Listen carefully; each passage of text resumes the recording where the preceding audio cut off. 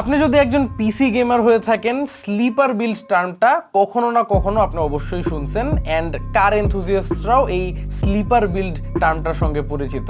এই কথাটার মানে হলো যে এমন এক ধরনের বিল্ড যেটা উপর থেকে দেখতে স্লিপার অর্থাৎ একদমই বোরিং টাইপের কিছু একটা, কিন্তু ভিতরে ভিতরে ঠিকই খুবই বেশি কেপেবল কিছু একটাকেই এই স্লিপার বিল্ড বলা হয়। ঠিক এমনই একটা স্লিপার বিল্ড গেমিং মাউস হলো এজাজের NJ08 আলট্রা। আমার কাছে এই মাউসটা হলো স্লিপার বিল্ডের ডেফিনিশন। 4000 টাকা প্রাইস পয়েন্টে এই গেমিং মাউসটায় বেশ ইমপ্রেসিভ কিছু টেকনোলজি ইউজ করা হয়েছে, তবে উপর থেকে দেখতে এটাকে একদমই বেসিক একটা গেমিং মাউসের মতো লাগে।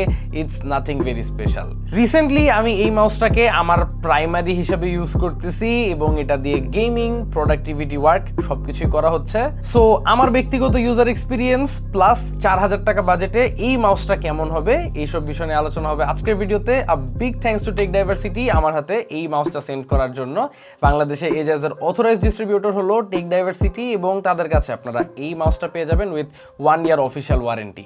তাদের ব্যাপারে বিস্তারিত ইনফরমেশন থাকছে ডিসক্রিপশন বক্সে। সম্পূর্ণ ভিডিওটা জুড়ে আপনাদের সঙ্গে হোস্ট হিসেবে আছে আমি কাইফ, আপনারা দেখছেন টেক স্যাভেজ। ওকে, আমরা ডিরেক্টলি মেইন ফোকাসে চলে আসি। এই মাউসটার অন্যতম হাইলাইট ব্যাপার হচ্ছে এর সেন্সর। পিক্সআর্টের one of the current flagship gaming sensors এটা ক্যারি করতেছে, যেটা হলো PAW3950। এই সেন্সরটা এক কথায় একটা beast. Maximum DPI 30750 IPS tracking speed and একটা স্টেবল 1000 হার্টজ পোলিং রেট এটা দিতে সক্ষম। সো পিওর গেমার্সরা যারা আছেন, আইদার কম্পিটিটিভ সিনে আসতে চাচ্ছেন অথবা গেমিংকে একটু সিরিয়াসলি নেওয়া শুরু করছেন, এরকম একটা অবস্থায় এই সেন্সরটা আপনার জন্য one of the best starter sensors. কারণ এই সেন্সরটার যেই স্পেক্স, এটা শুধুমাত্র একটা স্টার্টার প্রো গেমারের না, একদম প্রফেশনাল লেভেলে কম্পিট করার মতো একটা যোগ্য সেন্সর এটা। তবে হ্যাঁ, এটাকে একদম টপ লেভেলের গেমিং সেন্সর না বলার কারণ একটাই, এটার পোলিং রেটটা 1000 হার্টজে লিমিটেড। যদিও this is completely fine for the upcoming pro gamers, but একদম যারা প্রো লেভেলে কম্পিট করতেছেন তারা এখন আরো হায়ার পোলিং রেট মাউসের দিকে আগাচ্ছে। বাট 4000 টাকা বাজেটের মধ্যে হায়ার পোলিং রেট এখন পর্যন্ত আমরা ওইভাবে দেখতেছি না। So this is still the best option. তবে হ্যাঁ, পারফরমেন্স দিয়ে যে সব হয় ব্যাপারটা এরকমও না। আমি বলবো শেপ অ্যান্ড বিল্ড কোয়ালিটিও ইকুয়ালি ইম্পর্টেন্ট। এই মাউসটার যে শেপ, হাতে ধরে খুবই আর্গোনমিক লাগে। এটার মিডল পার্টটা বেশ কিছুটা ফোলানো, যে কারণে হাত এটার উপরে খুব ন্যাচারাল একটা পজিশনে রেস্ট করতে পারে। সাইজের দিক থেকেও খুব আহামরি বড় না, আবার খুব আহামরি ছোট কোনো মাউসও না। মোটামুটি এভারেজ সবার হাতের সাইজ অনুযায়ী এটা পারফেক্ট হবে। মাউসটার রাইট সাইডটা কিছুটা স্ল্যান্টেড এবং আমার হাতের যে ন্যাচারাল রেস্টিং পজিশন সেটা মাউসটা খুব ভালোভাবে মিমিক করতে পারতেছে। তাছাড়া গেমিং এর জন্য খুব বেশি হেভি মাউস আমি সাজেস্ট করি না। সো এই মাউসটা ওয়েট স্কেলে রেজিস্টার করছে 70 গ্রামসের মতো, উইচ ইজ পারফেক্টলি ফাইন। আমার কাছে মনে হয় 70 গ্রামস একটা গুড মিডল গ্রাউন্ড। এর চেয়ে লাইট গেলে অনেকের কাছে বেশি লাইট লাগে, আর 90 গ্রামসের উপরে গেলে আসলে সেটা ওই ধরনের কম্পিটিটিভ গেমিং এর জন্য আমি সুটেবল বলি না। মাউসটার সাইড বাটনসের পজিশনিং ভালো ছিল। মাউসটার টপ সাইডে তারা এক্সট্রা কোনো সুইচ বা বাটন রাখে নাই, সবকিছু নিয়ে যাওয়া হয়েছে বটম সাইডে। এখানে ডিপিআই সুইচ থেকে শুরু করে কানেক্টিভিটি মোড সুইচার এবং অন অফ সুইচ সবকিছুই প্রেজেন্ট রয়েছে। মাউসটার বটম সাইডে PTFE ফিটস ইউজ করা হয়েছে এবং যে কোনো এভারেজ মাউস প্যাডেই এটা একটা ডিসেন্ট গ্লাইড প্রোভাইড করবে।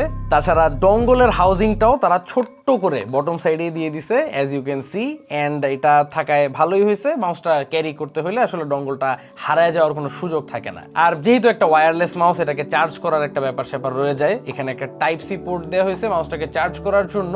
তবে বক্সের মধ্যে যেই টাইপ সি কেবলটা আসে এটা কিন্তু একদমই স্ট্যান্ডার্ড সিলিকন র্যাপড কেবল, এটা কোনো ব্রেডেড কেবল না। মানে ব্রেডেড না দেওয়া যে খুব বেশি ভেজাল এমন না, বাট আসলে দেওয়াটা উচিত ছিল, স্পেশালি একটা প্রাইস রেঞ্জ লাইক 4000 টাকা। তাছাড়া বিল্ড কোয়ালিটি নিয়ে বলতে গেলে আই হ্যাভ নো কমপ্লেন্স। মাউসটা যথেষ্ট শক্তপোক্ত, এটাকে ধরে মশরামশরি করলে কোনো ধরনের মানে ফ্লেক্সিং বা বেন্ডিং পাওয়া যায় না। খুবই সলিড একটা বিল্ড, যদিও খুব light weight, but it's definitely a well build mouse, এটা নিঃসন্দেহে বলাই যায়। তাছাড়া মাউসটা মোস্টলি প্লেন দেখতে হইলেও এটার বটম সাইডে কিন্তু একটা ছোট্ট আরজিবি পোর্শন আছে, এটা হয়তো নোটিস করে ফেলছেন অনেকেই অলরেডি।